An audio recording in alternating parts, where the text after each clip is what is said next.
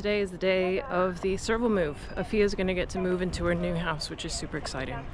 So the keepers are just down at Afia's enclosure now and they're about to box her. They've been working for months getting her crate trained so that we should just be able to walk her in the box, lift her up, carry over and unload her. Just like that. How are you feeling? Are you feeling confident? Yeah. Just yeah. like that. Very confident. Where do you want me? Really. Oh really? Stand aside. Yeah, I've videoed with people. I've done it with people here before. Kim and Callum first had to secure Afia in her house before they could attach the transport crate to the enclosure. The reason why we physically attach it to the enclosure is just in case for any reason the crate moves when the animal goes in, that you don't want to create a gap so the animal can escape. So that's why we attach it to the exhibit itself. You do this with a lot of larger animals. Afia is quite a small cat, so the chances are very low, but we do it to be on the safe side anyways. The crate's made from a recycled metal plant crate from the local garden centre. And we've made the slide out of an ice cream sign, naturally, just like our slides in the parrot house. The keepers have been working to crate train Afia for months. We do this so that we can give her annual feline injections as well, but having her crate trained is a massive bonus for being able to move her to her new enclosure. Hello. Yeah.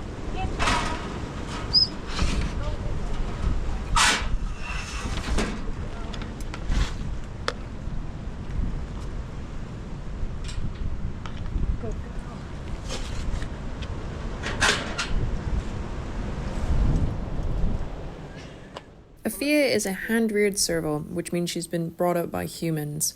We're not quite sure the situation around why she was hand-reared, so she has very abnormal behaviours compared to a naturally parent-reared serval.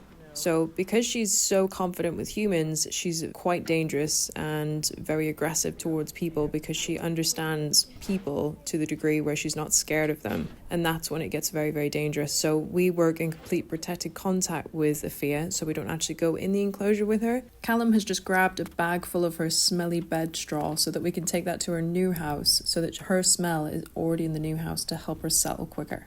Ice cream is good for you. That's what it says on this side of the slide. These sliders are so funny.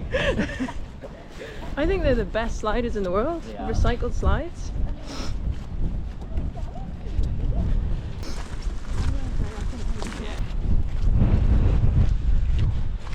How heavy is she just now? 7 kilos. Yeah. Is she less than Cromitty? Yeah. What a fat cat. When the keepers brought her over to the new enclosure, we were going to release her into the indoor den.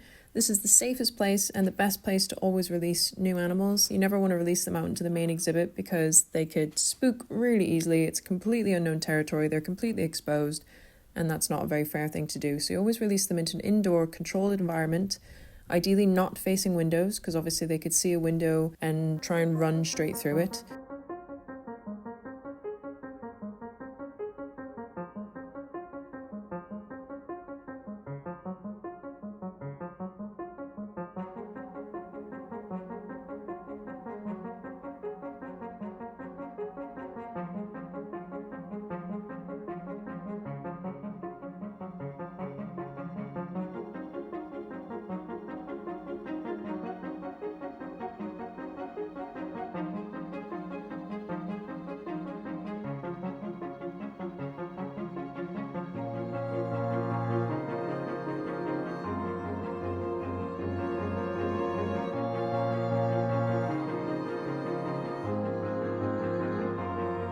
She's got all these dead friends in her bed.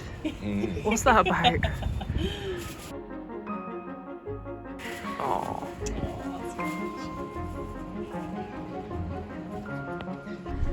I like it.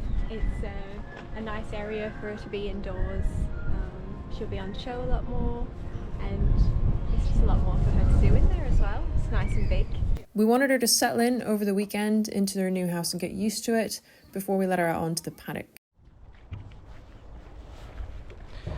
So today's the day. It's a nice day.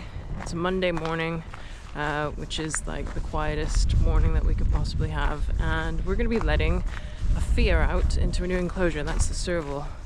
Now, we do this in the morning before we open, just in case that we have any accidents or escapes. Then all the staff can be on hand to obviously contain said animal. Hopefully that's not going to happen though. So the keepers are just going around the enclosure now and just double checking everything. It's always a bit nerve-wracking when you let an animal out into an enclosure for the first time. You never know how they're going to react, but it's going to be super exciting.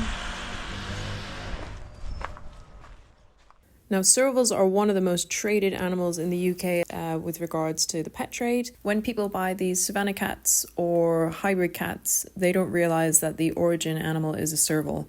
And people keep these servals in their back gardens in these cages in order to breed them to make these kittens and sell them into the pet trade. And there's a lot of money in it.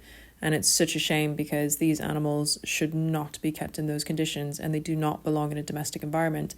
And the social media keeps promoting them as pets when they are clearly not. But as we have Afia, and this is the way that she is, this is why we designed this facility so that we can work completely hands-off with her. And the ideal future for her is to find another serval that she can live with.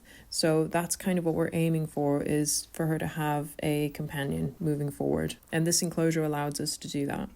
So they've put a bit of food out here and there, some chicks dotted around. They've got some posts in here ready for doing like feed poles, and then I think they want to do a like a track feeding thing as well, because she'll chase and she'll jump at stuff. The serval can like jump like 10 feet in the air from a standing position. They have the most incredible like boingy legs. I don't know if you ever saw it in one of like, I think it was Planet Earth documentary, where they were hiding in the grasses and they just shot up out the grass and caught a bird out the air. So incredibly agile animals. So just doing the final checks now, and then we'll be letting her out. There's 2 nets just over there, just in case anything goes wrong, but I'm sure it'll be fine. Kim's just on her way down now, so let her out in a minute. Liam's not interested. He's literally walked I had a off. conversation with you, you just walked off. Oh, you were talking to me? I just wanted to seem like we were having a conversation and that I wasn't just Oh, talking right. to It's just as soon as the camera comes out, I'm like... We didn't want Afia to go running straight out into the paddock hungry, so we gave her a little bit of breakfast in the house first before we let her out onto the paddock.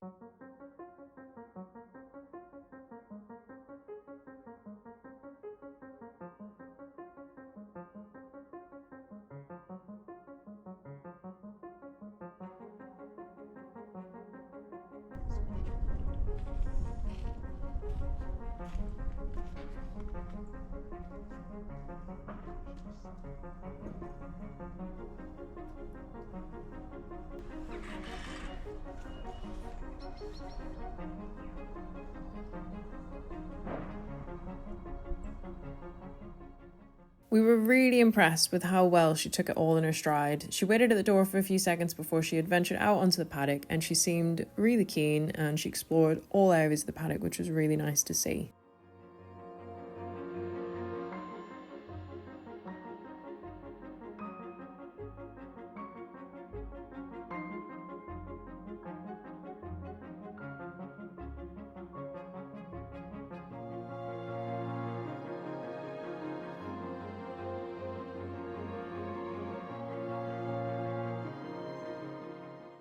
Now, due to the current condition of that area around there, with all the mud and the wet and the dampness, this area is not yet open to the public, but it will be open to the public very soon. I hope you enjoyed seeing that behind the scenes video, and if you haven't done already, please do remember to subscribe to the Northumberland Zoo channel, and we shall see you next week.